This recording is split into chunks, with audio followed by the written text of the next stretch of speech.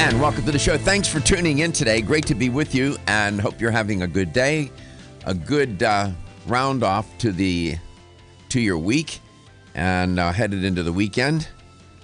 We're here 5 days a week, as you well know, a couple hours a day, live Eastern time, 9 to 11 a.m. Eastern, and coast to coast. And of course, the show does air in different times in different markets, and we stream out, so we get about 30. We're averaging still 30,000 a day. About that, yes.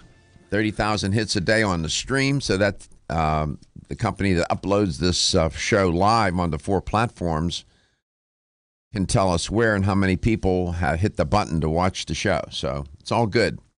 We're just trying to connect so that we can help you make better choices, better decisions about your health, wellness, and well-being. From diet to lifestyle to dietary supplementation to medical procedures to whatever.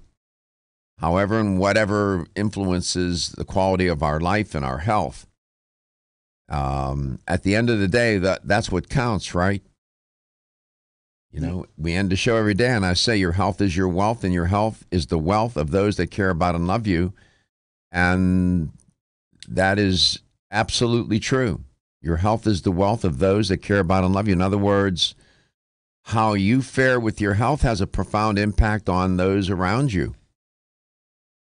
And as you well know, when it's taken to its dramatic end and things don't work out well and we lose a loved one, then we realize we're all interconnected here. This is not breaking news. So we're just trying to help ourselves do better. And make choices, make better choices. And I have 2 guests today. Ziggy Brostowski is in the first hour, and Julie Ennis is in the second hour from Source Naturals.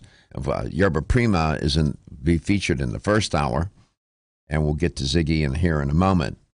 There are several stories I want to share with you and report on. I think, again, I always look for the things that filter into our day-to-day life and have some sort of meaningfulness in that regard. Turns out there's a chemical called acrylamide. Now, acrylamide, it's no secret, is a carcinogen. There's a lot of evidence to suggest that it is carcinogenic. And it appears, and it rears its head, and is found in many different, how can I put this, contexts, if you will, in the environment and in our day-to-day life. Well, it also turns out that you may be, and may be surprised to know, that when they roast coffee, acrylamide gets activated. Without getting into the chemistry here involved, acrylamide is found in the roasted beans, the coffee. In all roasted beans of coffee? Anytime they apparently do that, the acrylamide gets activated in some form or fashion. I didn't look at the mechanism of action specifically. I can.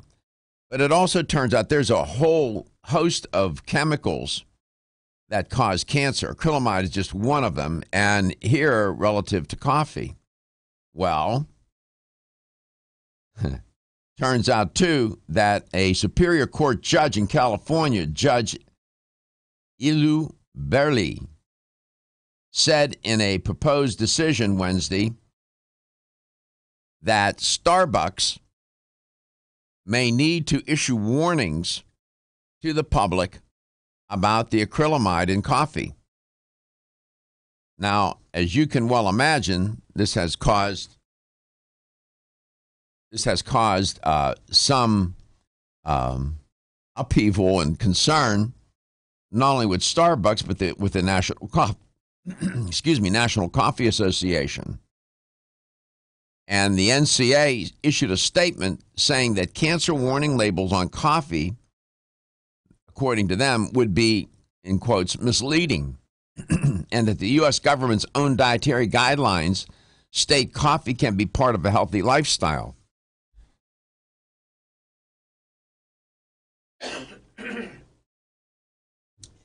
And I have reported on the health effects, positive and negative, of coffee over the years. Now, William Murray,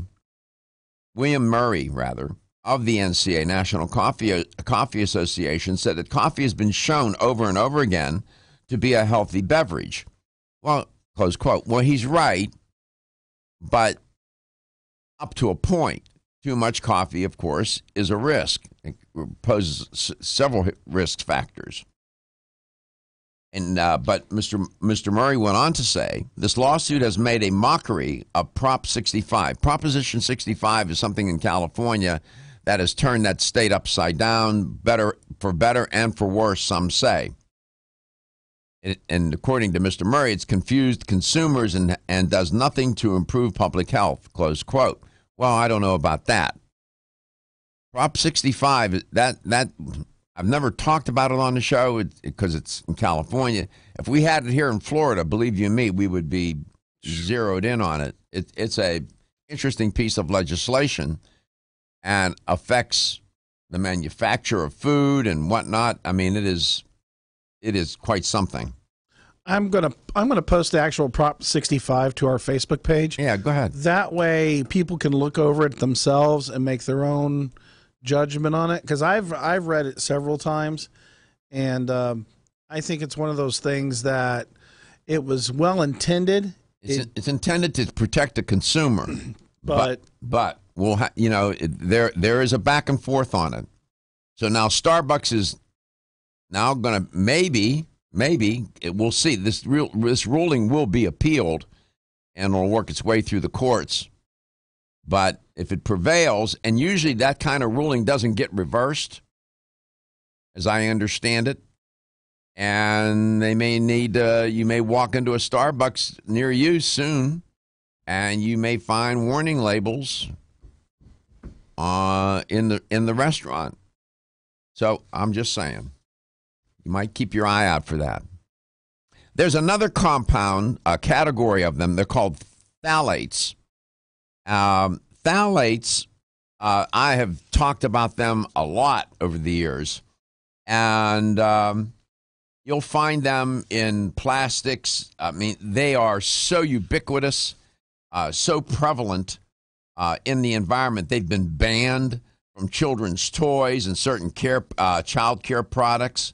You know, like teething rings, they can't put them in there. But phthalates are found in a wide range of products, from electrical cables and medical supplies to detergents and soaps to cosmetics. They're everywhere. Plastic bottles, all over the planet, everywhere, at every bend and turn. Well, now it gets a little bit more complicated. They did a nice little study involving more than 10,000 people. And what did they learn? They discovered that those people who ate out in restaurants had higher urine levels of phthalates than those who ate their meals at home. What? What's going on with that? How is that happening? What's going on in the restaurants because phthalates are added to plastics to make them more flexible and difficult to break. But phthalates are endocrine disruptors. Make no mistake about it. What does that mean? Being an endocrine disruptor, they can interfere with how hormones work in your body. And with young children, this can have devastating effects as they're maturing. I'm just saying, I am a little confused as to what the connection is. We come back, maybe we can shed a little bit more light on that. I'm Joy McCarthy, holistic nutritionist, and I expect more from my multivitamin. I've researched many vitamins, and what's truly different about Every Woman's One Daily from New Chapter is that it's fermented with probiotics and whole foods and gentle even on an empty stomach. Every Woman's One Daily helps you feel good every day. giving you immune, energy, and stress support, and nutrients for bone and heart health. You will notice a difference. Every Woman's One Daily recently won the Best Multivitamin Award, and I love that it's non-GMO project verified. Discover the wisdom of nature with New Chapter.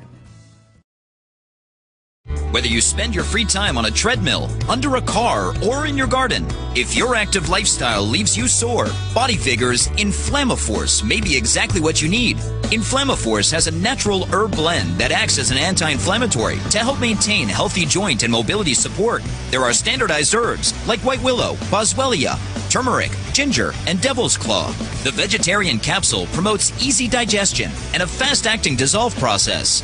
Inflammaforce includes a proprietary enzyme herbal blend full of antioxidants and flavonoids that target pain and inflammation throughout the body. Body Vigor's Inflammaforce contains ingredients that support normal, healthy joint flexibility and function, builds healthy tissue, and helps with your recovery process. So if you're tired